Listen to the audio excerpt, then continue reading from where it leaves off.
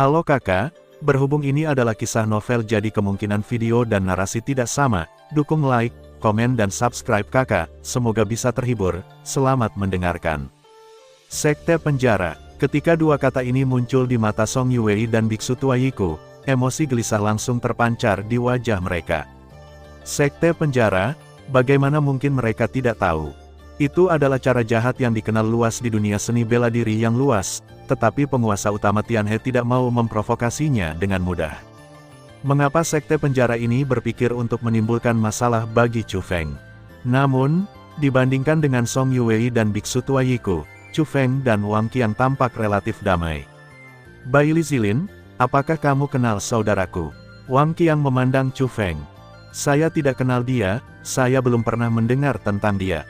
Chu Feng menggelengkan kepalanya. Apakah kamu mencari masalah? Lalu bagaimana menurutmu? Apakah kamu ingin memberinya pelajaran? Wang Qiang bertanya. Saya tidak punya waktu untuk berbicara dengannya. Apakah itu berarti jika ada kucing atau anjing yang melompat keluar untuk menantangku, aku harus pergi ke tempat janji temu? Kata Chu Feng sambil tersenyum. Tapi orang ini sepertinya punya latar belakang tertentu. Jika kamu secara terbuka menantangku dan tidak pergi, apakah itu akan membuat orang berpikir bahwa kamu tidak berani pergi?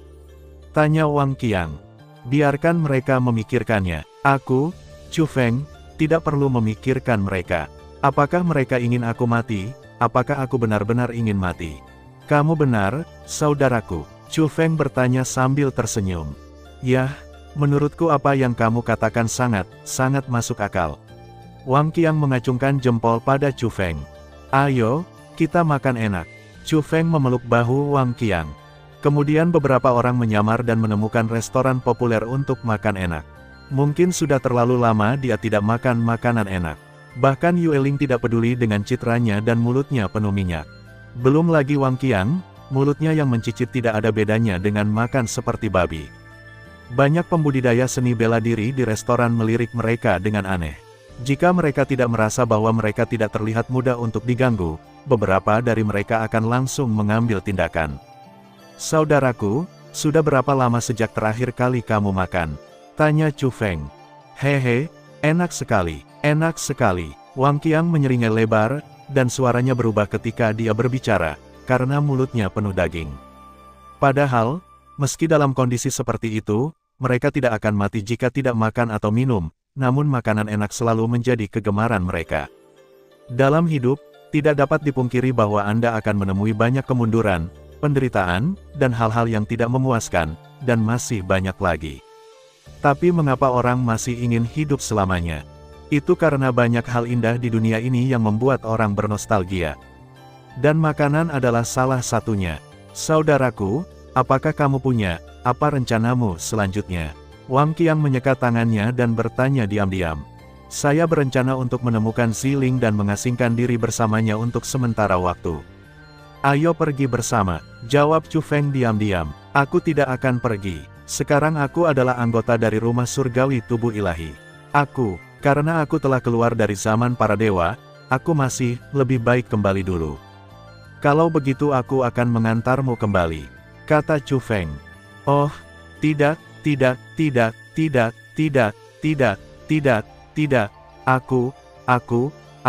Aku masih ingin melihat dunia sendirian, jadi cari saja Ziling. Kamu adalah seorang pria yang memiliki seorang istri, tidak seperti aku, seorang saudara laki-laki. Jika kamu punya waktu, habiskan lebih banyak waktu dengan istrimu, kata Wang Qiang. Mendengar ini, Chu Feng pun tersenyum. Faktanya, ketika Wang Qiang mengatakan dia akan pergi, Chu Feng masih sedikit enggan untuk pergi. Chu Feng memiliki banyak teman, tetapi jika saya harus mengatakannya, waktu yang dihabiskan bersama Wang Qiang selalu lebih membahagiakan. Tidak mungkin, lagi pula, setiap orang punya urusan masing-masing. Setelah itu, Wang Qiang pergi. Chu Feng mengirim Song Yuwei dan yang lainnya kembali ke alam rahasia kuno. Tempat ini masih sangat aman. Dan karena pembatasan itu dicabut, mereka bisa bergerak bebas. Adapun Chu Feng, dia pergi mencari Ziling. Alasan mengapa Chu Feng berencana mundur adalah karena meskipun Chu Feng fokus pada budidaya, dia juga telah mempelajari pintu yang menghalangi pasukan Shuro. Gerbang itu adalah formasi khusus. Selama Chu Feng bisa memecahkannya, pasukan Shuro tidak hanya bisa mendapatkan kembali kebebasannya, tetapi juga meningkatkan budidaya mereka. Setelah belajar selama beberapa hari ini, Chu Feng telah menemukan arah yang benar dan baru saja mencapai terobosan. Jadi bersiaplah untuk mundur dan mendobrak pintu ini sekaligus. Ketika tingkat kultivasi Anda perlahan meningkat, itu juga merupakan pilihan yang baik untuk memanfaatkan kekuatan pasukan Shuro terlebih dahulu. Terlebih lagi, jika pasukan Shura bersedia mengikutinya, Chu Feng secara alami harus membantu mereka meningkatkan budidaya mereka. Awalnya, Chu Feng bisa tinggal di tempat rahasia kuno ini untuk mundur. Tapi Ziling masih menunggunya di Presiden Kamar Dagang Prajurit. Aku berjanji pada Ziling sebelumnya bahwa aku akan kembali menemukannya setelah pergi ke zaman para dewa, jadi aku tidak bisa mengingkari janjiku. Dan mengandalkan formasi teleportasi di puncak 9 surga, tidak butuh waktu lama bagi Chu Feng untuk tiba di tempat Ziling sekarang. Presiden Kamar Dagang Prajurit dan Ziling semuanya tersenyum saat melihat Chu Feng kembali dengan selamat. Tentu saja saya juga menanyakan banyak hal. Pertama-tama, tantangan Baili Zilin mencakup banyak sungai Tian-Tian, dan mereka secara alami melihatnya. Saya juga sangat penasaran mengapa seorang pria tiba-tiba melompat keluar untuk menantang Chu Feng. Tentu saja Baili Zilin hanya berada di urutan kedua, mereka semakin penasaran dengan pengalaman Chu Feng di zaman para dewa. Chu Feng juga dengan sabar memberitahu mereka. Pada saat yang sama, di alam atas garis darah Tianhe, ada juga markas besar Sekte Penjara. Baili Zilin ada di sini sekarang. Melalui kekuatan formasi base camp inilah dia menggunakan metode menutupi banyak sungai surgawi. Saat ini, Baili Zilin sedang duduk bersila dalam formasi, berlatih dengan serius. Namun tiba-tiba terdengar suara berisik di luar. Mendengar ini, Baili Zilin berdiri dan berjalan keluar. Ketika dia membuka pintu, dia melihat beberapa penjaga penjara menghalangi seorang pria gemuk dan berkulit putih di luar. Identitas pria itu mungkin tidak sederhana. Dihadapkan pada gangguan paksa, Jenderal Penjara tampak sangat malu. Chen Hui, kenapa kamu datang menemuiku? Baili Zilin bertanya pada pria gendut itu. Dia adalah orang yang sangat serius dalam berkultivasi. Alasan mengapa dia berhenti berlatih adalah karena dia menilai dari suara kedatangan Chen Hui. Dan Chen Hui ini adalah jenius terkuat di Sekte Penjara kuno. Dari segi status, dia tidak lebih lemah darinya. Dia selalu menjadi pesaing terbesarnya. Baili Zilin, apakah kamu gila?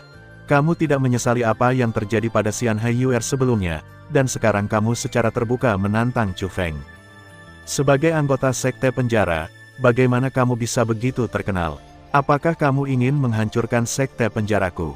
Chen Hui sangat marah sehingga dia menunjuk ke hidung Baili Zilin dan mulai menanyainya tanpa sopan santun. Insiden dengan Xian Haiyuer telah membuatnya sangat tidak bahagia. Apalagi yang menimpa Song Yun, ia merasa secara tidak langsung dirugikan oleh Baili Zilin. Sekarang Baili Zilin secara terbuka menantang Chu Feng dan secara serius melanggar peraturan Sekte Penjara. Chen Hui, aku memperingatkanmu sekali, jangan tunjuk aku. Kata Baili Zilin, apakah kamu mengancamku? Baili Zilin, menurutmu apakah kamu benar-benar bisa melakukan apapun yang kamu mau karena kamu memiliki ayah yang baik? Orang lain takut padamu, tapi aku tidak takut padamu.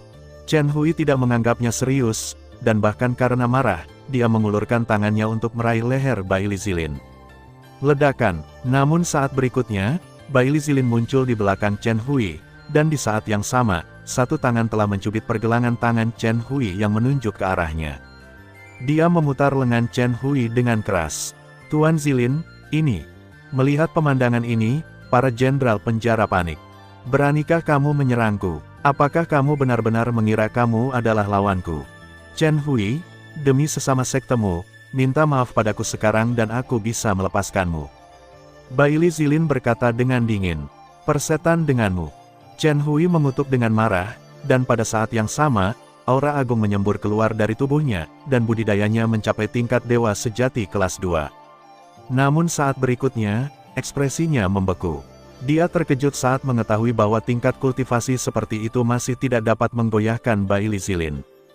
Jangan beri aku muka. Baili Zilin tersenyum dingin, lalu mengerahkan sedikit tenaga, dan dengan sekali klik, lengan Chen Hui dipelintir dengan keras. Dan Bailey Zilin tampak lebih bangga. Chen Hui, apakah kamu memahami kesenjangan antara kamu dan aku sekarang? Tapi jangan sedih, bagaimanapun juga, aku adalah jenius terkuat di dunia seni bela diri yang luas ini. Terima kasih sudah mendengarkan kakak dan yang sudah subscribe. Untuk yang belum subscribe yuk subscribe kakak dan yang minat support jadi member klik tombol gabung kakak. Semua cerita sudah Mimin simpan di playlist supaya bisa kakak ikuti. Bila suka cerita Mimin jangan lupa subscribe channel Mimin dan share channel Mimin ke seluruh penjuru benua. Terima kasih.